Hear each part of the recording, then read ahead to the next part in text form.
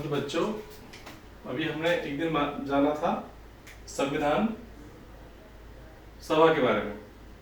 ठीक है, अब हम जो है आज जानेंगे संविधान के स्रोत क्या क्या है, यानी कि जो हमारा जो संविधान बना था वो कैसे बना था, क्या क्या स्रोत थे उसके।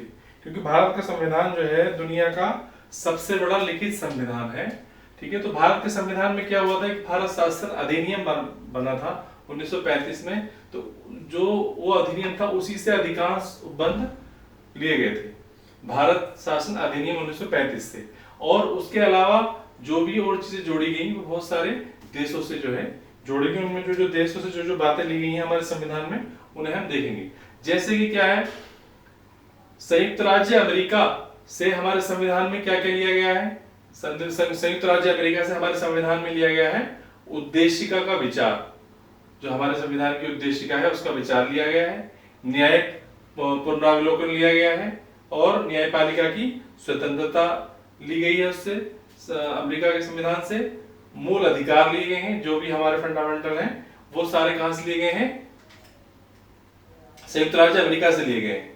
उपराष्ट्रपति का पद, जो भारत में उपराष्ट्रपति का पद है वो कहां से लिए गए हैं, संयुक्त राज्य अमेरिका से लिए गए हैं। और राष्ट्रपति पर महाभियोग, अगर राष्ट्रपति पर महाभियोग चलाया जाता है तो वो जो संविधान में जो उपबंध है वो कहां से लिए गए, संयुक्त राज्य अमेरिका से लिए गए। ये सारी चीजें संयुक्त राज्य अमेरिका के संविधान से भारत के संविधान में जोड़ी गई हैं। उसके अलावा ब्रिटेन से क्या लिया गया है, ब्रिटेन से भारत के संविधान में लिया गया है संसदीय शासन प्रणाली। जो हमारे संसद की शासन प्रणाली है वो किससे ली गई है, ब्रिटेन से ली गई है। दूसरा विधि का शासन, हमारे विधि का शासन है वो भी ब्रिटेन से लिया गया है। मंत्रिमंडलीय प्रणाली, हमारे मंत्रिमंडल है, ठीक है, वो भी ब्रिटेन से लिया गया है। एकल नागरिकता, भारत में एकल नागरिकता है, सभी लोग जो है भारत के एकल नागरिक हैं। कोई ऐसा नहीं कि राज्य की नागरिकता अलग है और भारत की नागरिकता अलग है, सबकी नागरिकता एकल नागरिकता है, वो ब्रिटेन से ली गई है। द्विसदनीय प्रणाली, हमारे संसद में 2 सदन है, लोकसभा राज्यसभा, दोनों कहां से लिए गए हैं, ब्रिटेन से ली गई है।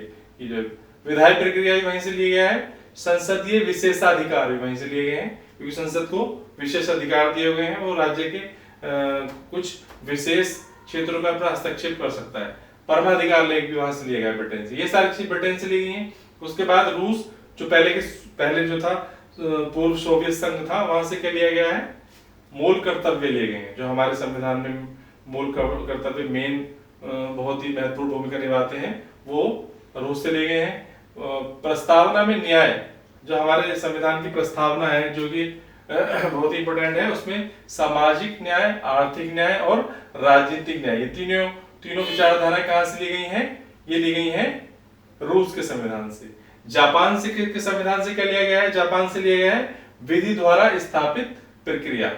उसके बाद ऑस्ट्रेलिया के संविधान से भी लिया गया है। ऑस्ट्रेलिया के संविधान से लिया गया है संयुक्त बैठक, हमारे दोनों सदनों की संयुक्त बैठक हो सकती है, जिसमें राष्ट्रपति और दोनों सदनों के सदस्य हो सकते हैं, वो संयुक्त बैठक कहलाती है, वो भी ऑस्ट्रेलिया से ली गई है। उद्देशिका की भाषा जो है वो ऑस्ट्रेलिया से ली गई है।